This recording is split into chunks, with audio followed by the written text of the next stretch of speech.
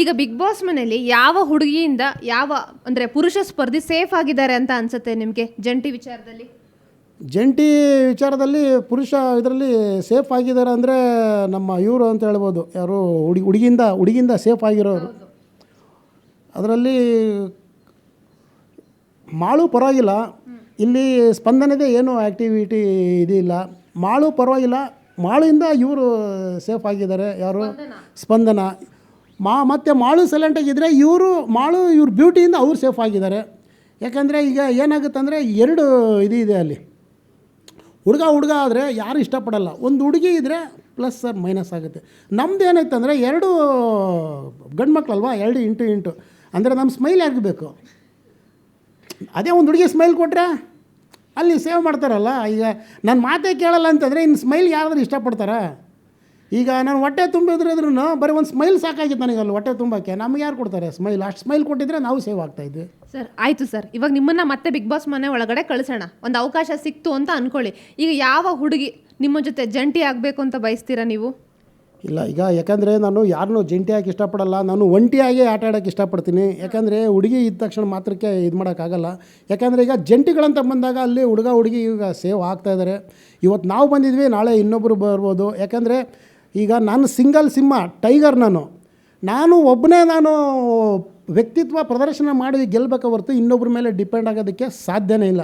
ಈಗ ಸೀಸನ್ 12 ಇದರಲ್ಲಿ ಒಂಟಿ ಜಂಟಿ ಮಾಡಿರೋದ್ರಿಂದ ಅಲ್ಲಿ ಲಾಂಚಿಂಗ್ ಡೇ ಯಾರಿಗೆ ಎಷ್ಟೆಷ್ಟು ಮಾರ್ಕ್ಸ್ ಅಂತೇಳಿ ಬಂದಾಗ ನನಗೆ 74 ಬಂತು. ಇನ್ನೊಂದು ಮಾರ್ಕ್ಸ್ ಎಲ್ಲೋ ಒಂದು ಕಡೆಗೆ ಕಡಿಮೆ ಆಯಿತು. ಅದರಿಂದ ನಾನು ಜಂಟಿಯಾಗಿ ಹೋದೆ. ಇವಾಗ ಕೂಡ ನಾನು ಎಲಿಮಿನೇಷನಾಗಿ ಹೊರಗಡೆ ಬಂದಿದ್ದೆ ಅಂದರೆ ಸುದೀಪ್ ಸರ್ ಹೇಳಿದ್ರು, ತುಂಬ ಅಜಗಜಾಂತರ ಏನಿಲ್ಲ, ತುಂಬ ಸ್ವಲ್ಪ ಇದರಲ್ಲಿ ಬಂದಿದ್ದೀರಾ ನೀವು ಅಂತ ಹೇಳ್ಬಿಟ್ಟು ಭಾಳ ಸ್ಪಷ್ಟವಾಗಿ ಹೇಳಿದ್ರು ಸುದೀಪ್ ಸರ್. ಈಗ ಜಂಟಿಯಾಗಿ ನೀವು ಬಿಗ್ ಬಾಸ್ ಮನೆ ಒಳಗಡೆ ಹೋಗಿದ್ದೀರಾ ಅಲ್ವಾ?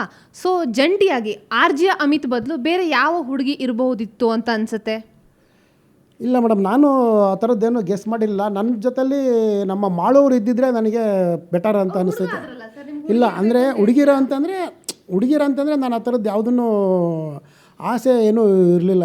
ಆಸೆ ಅಂತಲ್ಲ, ಆಟ ಆಡೋಕ್ಕೆ ಚೆನ್ನಾಗಿತ್ತು ಅಂತಂದರೆ ಏನಾಗುತ್ತಂದರೆ ನಾನು ಫಸ್ಟ್ ಆಫ್ ಆಲು ಎಲ್ಲರೂ ಹೆಣ್ಮಕ್ಳಿಗೆ ಗೌರವಿಸಿ ನಡ್ಕೊಳ್ಳೋಂಥ ವ್ಯಕ್ತಿ. ಯಾಕಂದರೆ ಈಗ ಹೆಣ್ಣಿಗೆ ನಾವು ಎಲ್ಲಿ ಬೆಲೆ ಕೊಡ್ತೀವೋ ಅಲ್ಲಿ ದೇವ್ರು ಇರ್ತಾರೆ. ಅವರು ಬಂದಿರೋರೆಲ್ಲರೂ ನಮ್ಮ ತಂಗಿ ಸಮ. ಅವರು ಬಂದು ನಾನು ನೋಡಿದ ತಕ್ಷಣ ಅವ್ರಿಗೆ ಒಂಥರದ್ದು ಇದಾಗುತ್ತೆ, ಯಾರಪ್ಪ ಈತ ದೈತ್ಯ ಪ್ರತಿಭೆ ಹಿಂಗಿದ್ದಾರೆ ಅಂತ ಹೇಳ್ಬಿಟ್ಟು. ಎಲ್ಲೋ ಒಂದು ಕಡೆಗೆ ನಾನೆಲ್ಲ ಹೆಣ್ಮಕ್ಳು ಇದು ಮಾಡಿದರೆ ಅವ್ರಿಗೆಲ್ಲೋ ಹೊಂದಾಣಿಕೆ ಕಷ್ಟ ಆಗ್ತಾಯಿತ್ತು.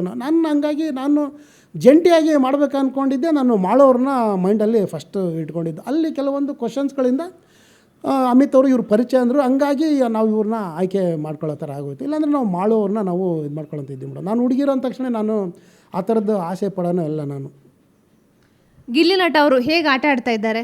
ತುಂಬ ಚೆನ್ನಾಗಿ ಆಡ್ತಾಯಿದ್ದಾರೆ ಮೇಡಮ್. ಅವ್ರು ಫೈನಲ್ವರೆಗೂ ಬರ್ತಾರೆ. ಎಲ್ಲರೂ ನಗಿಸ್ತಾ ಇದ್ದಾರೆ ಮನೆಯಲ್ಲಿ. ಎಲ್ಲರೂ ಒಂದು ಕ್ಷಣ ಕೂಡ ಸುಮ್ಮನೆ ಇರೋಕ್ಕೆ ಬಿಡ್ತಾಯಿಲ್ಲ. ಕಂಟೆಂಟ್ ಕ್ರಿಯೇಟ್ ಮಾಡ್ತಾರೆ ಗಿಲ್ಲಿ ನಟ. ಎಲ್ಲರೂ ಆ ಸಿಚುವೇಶನ್ ತಕ್ಕಂತೆ ಅವರು ನಗಿಸ್ತಾರೆ ಮೇಡಮ್ ಅವರು.